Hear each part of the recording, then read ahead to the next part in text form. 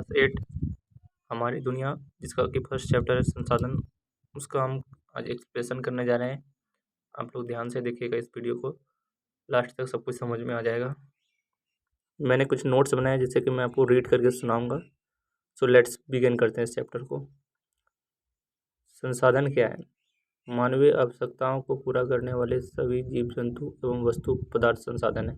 जैसा कि हम कोयले, पेट्रोलियम, खनिज, जितने भी खनिज से सोना चांदी होते हैं, ये सब मानवीय आवश्यकताओं को पूरा करते हैं, तो इन्हें संसाधन हम कहते हैं।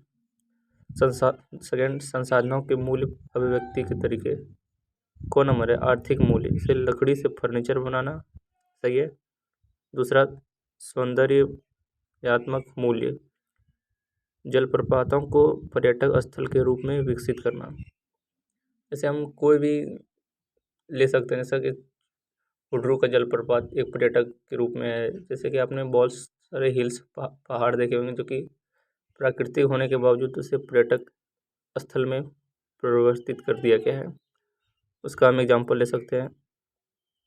तीसरा, कानूनी मूल्य, जल तथा वायु प्रदूषित होने से रोकना। हाँ, जैसे कि जल और वायु जैसे कि हमारे सबसे महत्वपूर्ण संसाधन है प्रकृति के, तो इनका संरक्षण, प्रदूषित होने से बचाना हमारी प्राथमिकता होनी चाहिए। चौथा, नैतिक मूल्य, संसाधनों का संरक्षण करना। हाँ, क्योंकि आप जानते हैं कि दुनिया में संसाधन सीमित हैं और इसका उपयोग दिन ब दिन बढ़ता ही जा रहा है, तो इनका संरक्षण करना बहुत ही ज़रूरी है। संसाधन के प्रकार, संसाधन 3 प्रकार के होते हैं। पहला, प्राकृतिक संसाधन, प्रकृति में पाए जाने वाले सभी जीव जंतु, वस्तु, पदार्थ प्राकृतिक संसाधन के उदाहरण, जैसे भूमि, मिट्टी, जल, पवन, वन। हाँ, ये सब एक बार रिपीट करता हूँ, भूमि, मिट्टी, जल, पवन, वन, ये सब प्राकृतिक संसाधन हैं जो कि खुद ब खुद प्राकृतिक निर्माण करती है। आगे चलते हैं।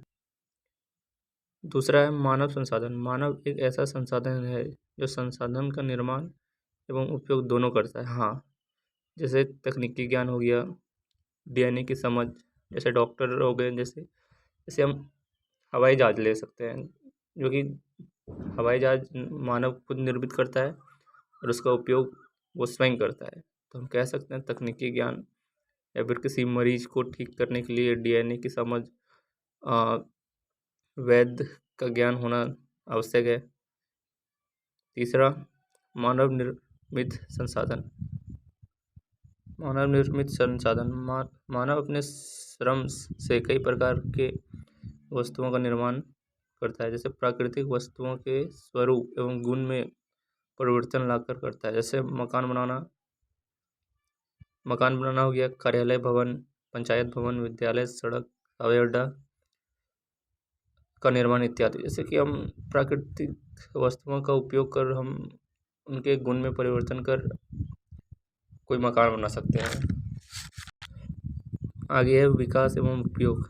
वास्तविक संसाधन उन संसाधनों को कहा जाता है जिनकी कुल मात्रा ज्ञात हो तथा इन संसाधनों का उपलब्ध तकनीकी की सहायता से वर्तमान समय में उपयोग किया जाता है। जैसे पेट्रोलियम हो गया, कोयला हो गया, ये सब सीमित संसाधन है, ठीक। और आगे है संभव संसाधन। उन संसाधनों को कहा जाता है जिनकी कुल मात्रा ज्ञात नहीं होती तथा वर्तमान समय में इनका उपयोग नहीं किया जाता। जैसे वर्षा से पहले सूर्य की गर्मी, समुद्र लहरें, पवन तथा भूमि के अंदर संसाधन, जिनके बारे में हमें पता ही नहीं है, तो उसका इस्तेमाल हम कितना करेंगे नहीं करेंगे, इनके बारे में हमें कुछ ज्ञात नहीं है। आगे देखते हैं।